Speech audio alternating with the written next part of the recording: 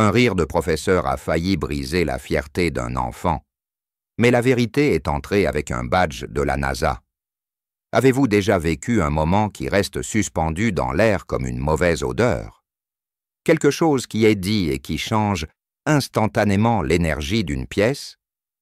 C'est exactement ce qui s'est passé à l'école primaire Prescott, dans la classe de CE2 de Madame Worthington, à Chandler, en Arizona. C'était la semaine des métiers, un de ces événements annuels où les enfants, assis en tailleur sur un tapis de lecture, voient défiler des parents brandissant des accessoires, stéthoscopes, casques de chantier ou ordinateurs portables. Certains enfants rayonnent de fierté, d'autres se recroquevillent, mais tout le monde l'attend, parce que ça casse la routine des dictées et des tables de multiplication. Ce matin-là, Jalen Brooks, 8 ans, trépignait presque sur son siège. Petit pour son âge, mais vif comme l'éclair, il parlait avec des yeux grands ouverts, comme si chaque mot comptait. Et aujourd'hui, chaque mot comptait. Son père devait venir l'après-midi. Alors, quand M. Denton a demandé à la classe de partager ce que faisaient leurs parents, Jalen s'est redressé comme s'il s'était répété pendant des jours. « Mon papa, a-t-il dit, le torse gonflé, il travaille à la NASA. » Un silence, pas celui de l'incompréhension, celui du doute. Un enfant a ricané, un autre a chuchoté « Ouais, c'est ça ». Mais c'est la réaction du professeur qui a fait le plus mal. Monsieur Charles Denton, la quarantaine, cheveux clairsemés, pantalon chino et polo rentré, a eu un petit rire. Pas un fou rire. Le genre de rire bas et condescendant qui vous rapetisse encore plus. « La NASA, hein ?» a-t-il dit, levant un sourcil comme si Jalen venait de prétendre que son père construisait des fusées dans le jardin. « Tu as une sacrée imagination, Jalen. La prochaine fois, essaie d'être un peu plus réaliste et pompiste, isempécis. » Quelques enfants ont gloussé. Une fille a même répété « plus réaliste » comme une blague partagée. Jalen n'a plus dit un mot. Il a fixé le tapis, ses baskets tapotant l'une contre l'autre. Ses mains, si animées quelques instants plus tôt, s'étaient refermées en petits points sur ses genoux. M. Denton est passé à autre chose. Il n'a pas remarqué les épaules affaissées de Jalen, ni son silence soudain, mais une personne l'a remarqué. Mila et Gwen, assises à côté de lui, se sont penchées. « Je te crois », ont-elles chuchoté. Il n'a pas répondu, juste un léger hochement de tête, les yeux toujours rivés au sol. Le reste de la matinée a été flou. Le père de Jacob était pompier. La mère de Chloé tenait une boulangerie. Les parents sont venus, applaudis, remerciés, embrassés. Mais Jalen est resté assis, essayant de disparaître dans la moquette. À la cantine, il a à peine touché à son sandwich. Il n'a pas ri quand les autres garçons ont fait des danses idiotes devant les distributeurs. Il n'a pas couru vers les balançoires, comme d'habitude, parce que quelque chose, dans ce moment, était resté coincé.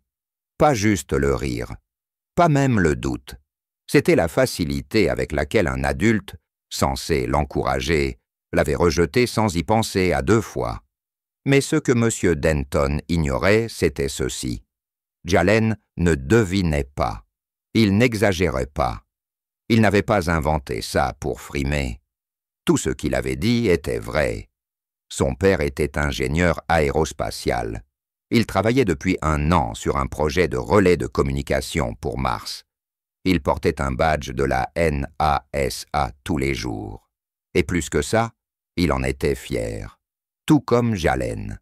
Mais à cet instant, rien de tout ça n'avait d'importance. Parce que, pour la personne debout devant la classe, l'idée qu'un homme comme ça soit son père semblait tout simplement impossible. Mais la journée n'était pas encore terminée. Et quelqu'un allait entrer dans cette classe, et tout changer. Jalen était dans le garage avec son père, en train de l'aider à trier des vieux câbles. Enfin, surtout en train de regarder. Assis sur une caisse de lait retournée, un Capri Sun à la main, il posait une question toutes les 2 minutes. « Attends, donc le rover doit attendre combien de temps pour envoyer un message sur Terre ?» Le docteur Kelvin Brooks n'a même pas levé les yeux de la pelote de fils qu'il tenait. Selon la position de Mars, entre 5 et 20 minutes. Les yeux de Jalen se sont écarquillés. Donc c'est comme envoyer un SMS avec une très mauvaise connexion? Kelvin a ri. Exactement, l'espace a un Wi-Fi pourri. C'était le genre de moment préféré de Jalen, les plus simples. Pas de grands discours, pas de leçons compliquées, juste du temps avec son père, où la science devenait drôle et les choses difficiles, compréhensibles. Le docteur Brooks était du genre à faire silence une pièce rien qu'en y entrant. Mais à la maison, il était calme. Ses mains étaient toujours en train de taper, de tenir un outil, ou de se poser sur les épaules de Jalen. Son travail? Des câbles, des systèmes, des équations. Mais avec son fils, il prenait le temps de tout expliquer pour qu'un élève de CE2 se sente intelligent. Au coucher, Jalen a pris un dossier de la NASA sur le bureau de son père et l'a posé sur son lit comme un trésor. « Je peux le montrer à l'école » a-t-il demandé. Kelvin a regardé le dossier. « Je ne crois pas que j'ai le droit d'apporter du matériel classifié pour la présentation, mon grand. Même pas une page. » Il s'est assis à côté de lui. « Tu n'as pas besoin du dossier, tu as ta voix. Dis-leur ce que je fais, et dis-leur que tu es fier. » Jalen a hésité. « Et s'ils ne me croient même pas ?» Kelvin s'est penché en arrière. « Alors c'est leur problème, pas le tien. » « Et s'ils rient ?» Kelvin a marqué une pause. Il ne faisait pas dans la dentelle. Il savait comment était le monde, surtout pour les garçons qui ressemblaient à son fils. « S'ils rient, a-t-il dit, tu gardes la tête haute, et tu te souviens d'une chose, la vérité n'a pas besoin d'applaudissements, elle a juste besoin d'être dite. » Jalen a hoché lentement la tête. Il ne comprenait pas tout, mais il faisait confiance. Cette nuit-là, il a noté tout ce qu'il voulait dire pendant la semaine des métiers. Il a griffonné des mots comme orbite, vaisseau spatial et relais de Mars. En lettres bulles, il a dessiné son père tenant la Terre dans une main et un satellite dans l'autre. Il avait hâte de le dire à sa classe, hâte de leur montrer qui était vraiment son père. Il s'était même entraîné devant le miroir de la salle de bain ce matin-là, mimant les gestes de son père quand il expliquait les choses. Il avait même ajouté une blague sur le Wi-Fi de l'espace.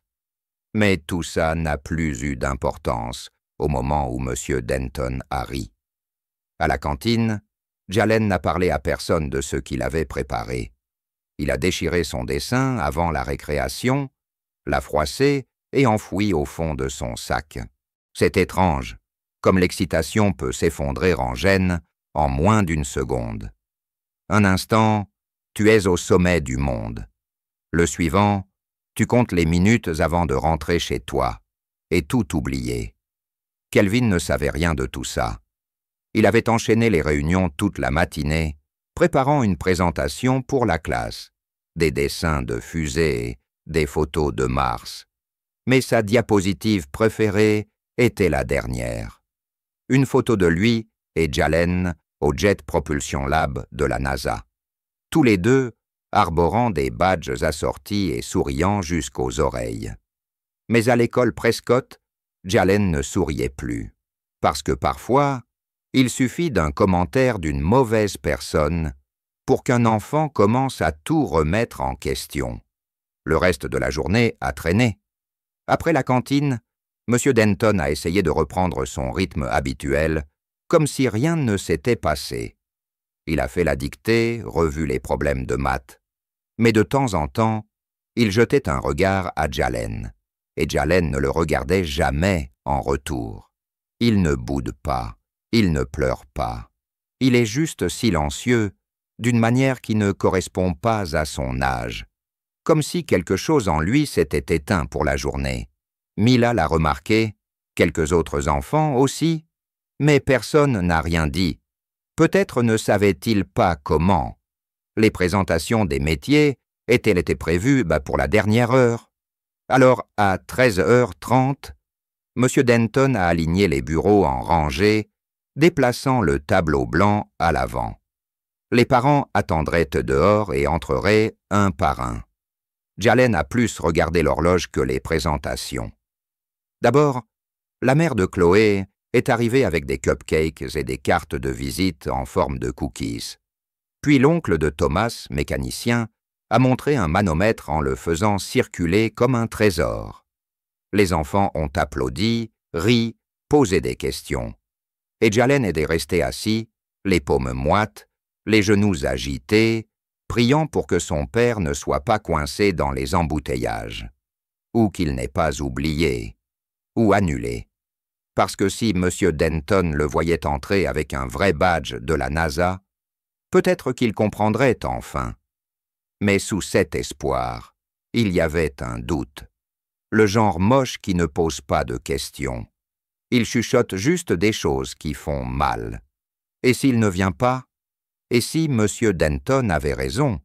Et si mon père n'est pas celui que je crois?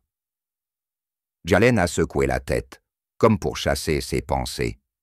Pendant ce temps, M. Denton, debout près de la porte avec un clipboard, appelait les parents un par un. Il était dans son élément, souriant, dirigeant, lançant des blagues inoffensives. Mais quelque chose en lui avait changé. Quand il interrogeait les autres enfants, il jetait un regard à Jalen une ou deux fois. Sa mâchoire travaillait, comme s'il avait quelque chose à dire. Mais les mots restaient coincés. Peut-être savait-il qu'il était allé trop loin. Peut-être l'a-t-il réalisé en voyant Jalen se refermer après son commentaire. Mais il ne s'est pas excusé. Pas encore. Il a juste continué. 15 minutes restantes. 4 parents à passer. Jalen vérifiait la porte toutes les quelques secondes, guettant la silhouette de son père. La cravate, la veste, la démarche calme et posée. Il l'imaginait comme dans un film. Sauf que maintenant, il n'était plus sûr de la fin. « Très bien », a dit M. Denton en regardant sa liste. « Ensuite, nous avons… » Il s'est arrêté au milieu de sa phrase, parce que la porte s'était déjà ouverte. Et il était là. Le docteur Kelvin Brooks est entré dans la pièce. Veste bleu marine, chemise blanche, pantalon élégant, et ce fameux badge de la NASA épinglé sous sa poche de poitrine. Ses cheveux étaient découpés courts, poivre et sel aux tempes. Son regard a balayé la pièce une fois, puis s'est posé sur son fils. Jalen s'est redressé si vite que sa chaise a grincé sur le carrelage. Sa bouche s'est ouverte, mais aucun son n'est sorti. Kelvin a fait un léger hochement de tête. Pas de grand sourire pour l'instant. Juste une présence calme et solide. « Bonjour », a-t-il dit, assez fort pour que tout le monde entende. « Je suis le docteur Brooks. Je conçois des vaisseaux spatiaux. » Et là, la pièce s'est figée. Pas dans les rires, pas dans la confusion, dans la réalisation. Mais une personne dans cette pièce n'était pas prête à accepter ce qui venait de se passer. Et il était debout devant, tenant un clipboard qu'il ne voulait soudain plus. Quand Kelvin est entré, la salle n'a pas explosé en applaudissements ou en exclamations. Personne n'a dit un mot. Ce silence, pourtant, était assourdissant. Il n'avait pas besoin d'accessoires ou d'effets visuels tape à l'œil. Juste de sa voix, de sa présence, de son badge, du simple fait qu'il existait dans un espace où la plupart de ses enfants, et surtout M. Denton, ne s'attendèrent pas à le voir. M. Denton a cligné des yeux, les lèvres entr'ouvertes, comme s'il allait parler mais ne trouvait pas les mots. Jalen fixait toujours son père, les yeux écarquillés, comme s'il ne croyait pas ce qu'il voyait. Et pour être honnête, une partie de lui avait commencé à douter. Pas parce qu'il pensait que son père ne viendrait pas, mais parce que, quand quelqu'un d'important vous met en doute, ça vous bouscule, surtout quand on est un enfant. Mais Kelvin était venu, pas juste à l'heure. Il était arrivé en avance. Il avait attendu juste derrière la porte. Il avait tout entendu depuis le couloir. Il s'est avancé lentement, comme s'il n'était pas pressé de prouver quoi que ce soit. Il a regardé M. Denton et lui a fait un signe de tête poli, calme, mesuré. Puis il s'est tourné vers la classe. « Alors, vous apprenez les métiers aujourd'hui ?» Un enfant a levé la main. « Vous pilotez des fusées ?» Kelvin a ri. « Pas exactement. Je construis les systèmes qui permettent aux fusées de communiquer une fois qu'elles ont quitté la Terre. Imaginez ça comme des téléphones pour vaisseaux spatiaux. » Une autre main s'est levée. « Comme des iPhones de l'espace ?» Kelvin a souri. « Oui, mais avec une très mauvaise réception. » Ça a fait rire. Même Jalen a souri. Kelvin a cliqué sur un bouton affichant une photo du projet Mars Relay, des satellites en orbite lointaine. Une autre photo le montrait devant un grand panneau de contrôle. « Ce que vous voyez là, » a-t-il expliqué, « fait partie de notre système pour rester connecté aux robots sur une autre planète.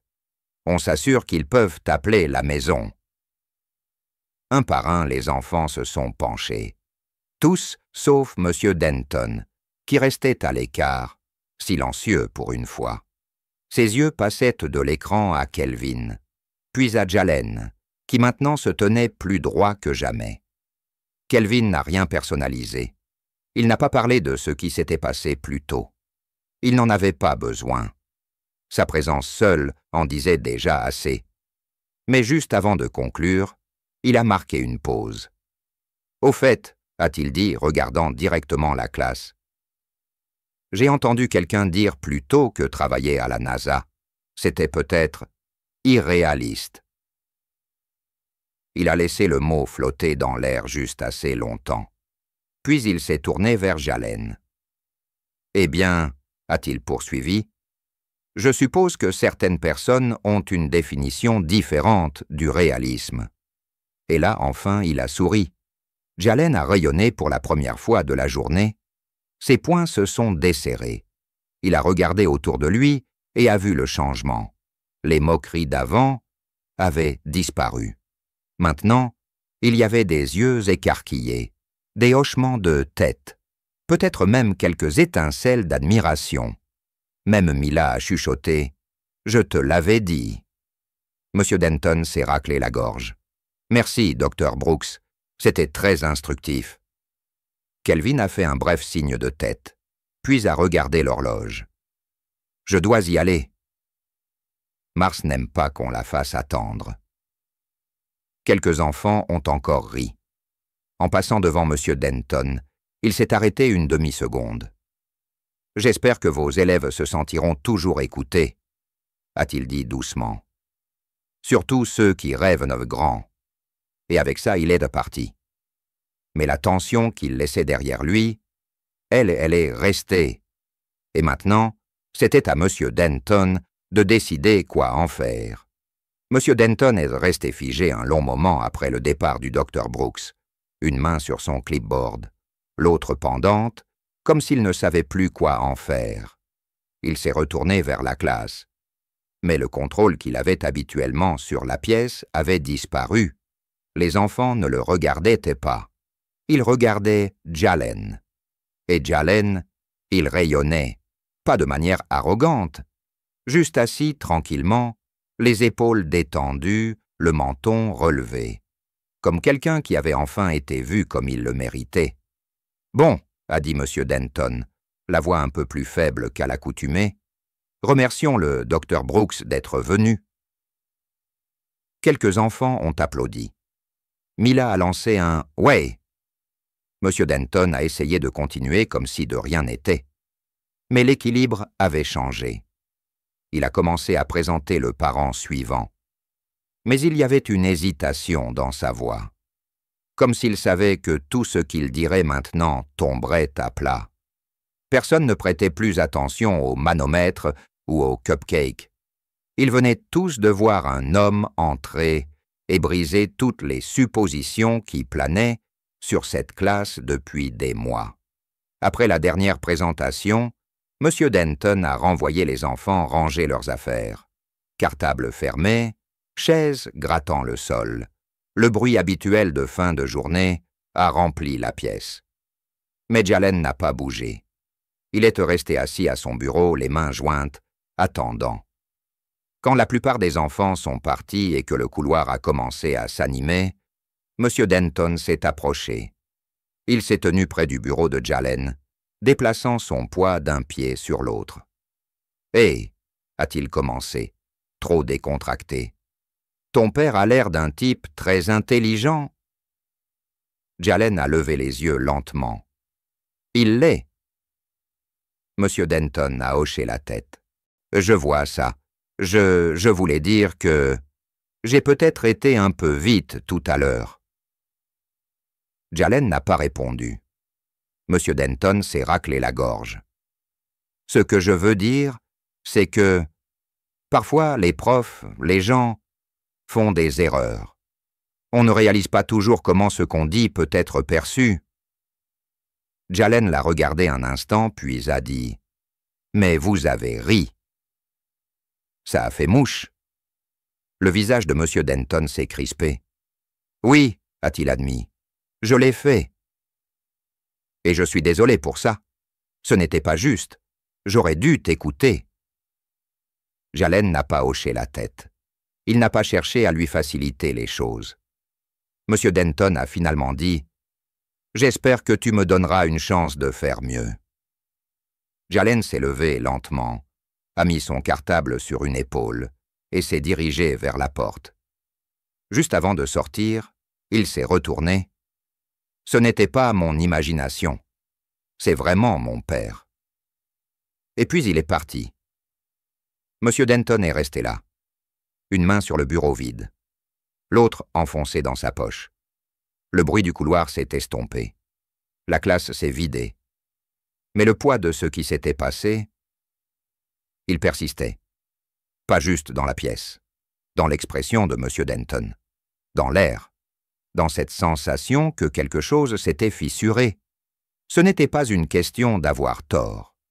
C'était une question de ce que ce moment aurait pu faire à la confiance d'un enfant en lui-même, en sa famille, en sa propre voix.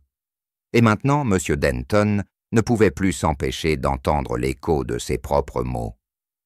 Peut-être que la prochaine fois, on vise quelque chose de plus réaliste. Ce n'était pas qu'une remarque. C'était une limite qu'il avait essayé d'imposer à l'imagination d'un enfant. Et ça lui avait revenu en pleine face. Mais toutes les excuses ne sont pas exprimées à voix haute. Et toutes les leçons n'ont pas besoin d'un public. Le soleil de l'Arizona commençait à descendre derrière les toits, teintant le ciel d'orange et de rose. Jalen était assis à la table de la cuisine avec un bol de céréales. Dîner par choix. Kelvin s'appuyait contre le comptoir, sirotant une tasse ébréchée sur laquelle était écrit « Space Nerd » en bleu délavé. Aucun des deux n'a parlé tout de suite. Ce n'était pas gênant, juste calme. Puis Jalen a levé les yeux.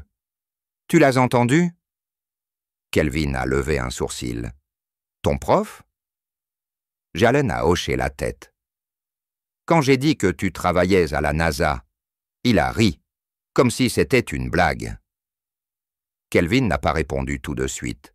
Il a posé sa tasse, s'est approché et s'est assis en face de son fils. « Oui, » a-t-il finalement dit, « je l'ai entendu. » Jalen a froncé les sourcils. « Pourquoi les gens font ça ?»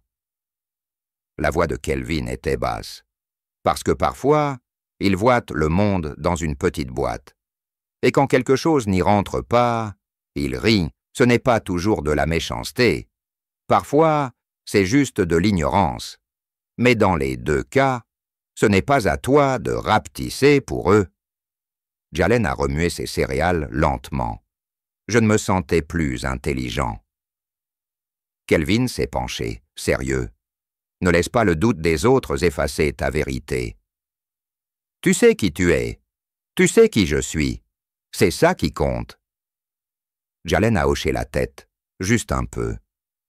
Et tu as bien fait aujourd'hui, a ajouté Kelvin. Tu as dit la vérité. Tu es resté droit. C'est courageux. Jalen a eu un petit sourire. Quelque chose était différent. Les enfants qui avaient ri la veille voulaient maintenant s'asseoir à côté de lui. Un a même demandé si son père avait déjà rencontré un astronaute. Un autre a demandé si Jalen pouvait apporter un outil spatial de son père. Il n'a pas frimé. Il a juste répondu simplement et a continué. Mila a marché à côté de lui à la récré et a dit « Ils te croient maintenant ». Jalen a haussé les épaules. Il n'avait pas besoin de le faire. Mila a souri. C'est quand même sympa. Dans la salle des profs, M. Denton est resté seul un moment avant de glisser un mot dans le casier de Jalen. Pas tapé, pas officiel, juste une feuille pliée. Jalen l'a trouvé après la cantine. Il y était écrit « Jalen, j'ai eu tort. Tu n'aurais pas dû avoir à prouver quoi que ce soit. Continue de rêver grand, Monsieur Denton. » Jalen n'a pas souri. Il ne l'a pas relu. Il l'a replié, glissé dans son cartable et a fermé la fermeture tranquillement. Il n'avait pas besoin de ses excuses. Mais peut-être que quelqu'un d'autre avait besoin de les écrire. Jalen est sorti la tête haute, pas à cause de ce que pensait la classe maintenant, mais à cause de ce qui n'avait jamais changé. Son père était venu. Il était ingénieur, et plus important encore. Il avait dit la vérité, même quand personne n'y avait cru. Et quelque part dans cette classe, un professeur avait été rappelé à une leçon qu'il avait oubliée en chemin. Les enfants portent des rêves plus grands que les attentes de la plupart des adultes. Et quand on rejette ces rêves, on ne réduit pas juste leur imagination, on réduit leur voix. Celle de Jalen est restée forte, claire et vraie, parce que la vérité n'a pas besoin de permission. Elle a juste besoin de quelqu'un d'assez courageux pour la dire à voix haute. Si on vous a déjà douté, ignoré ou dit d'être plus réaliste, souvenez-vous de ceci. Les limites des autres ne définissent pas votre chemin. Continuez d'avancer, continuez de dire votre vérité. Et si un jour, vous avez l'occasion de croire en quelqu'un quand personne d'autre ne le fait, faites-le. Vous pourriez tout changer.